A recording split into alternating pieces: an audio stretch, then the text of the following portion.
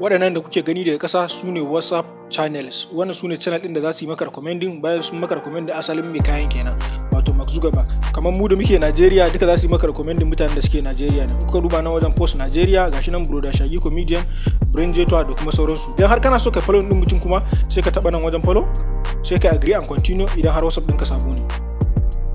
Za ka ga hatta salon cikin WhatsApp ɗinka ya canja. In kana so ka yi biyun abin da yake posta sai ka taɓa zai buɗe maka channel ɗinsa sai ka buɗe. Za ka kamar Telegram cikin sai yake.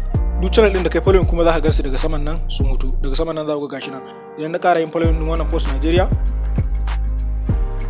na buɗe shi haka na fita za ku ga ya koma saman nan. Idan har ba ka ga wannan update ɗin a WhatsApp ɗinka ba, ka je kan Play Store sai ka update WhatsApp ɗinka. Before iya kawai status suke nuna, amma yanzu ka zo ga updates ne. In ka taɓa wajen update sai ka janyo ƙasa. Daga sama ne sama za ku ga nan status ne a nan wajen. Cikin ta za ku ga gashi nan ya koma yanda ka san iPhone. Dan kafin zuwan wannan update din idan har kana amfani da wayarka babu wannan status za ku ga a jere suke a nan haka.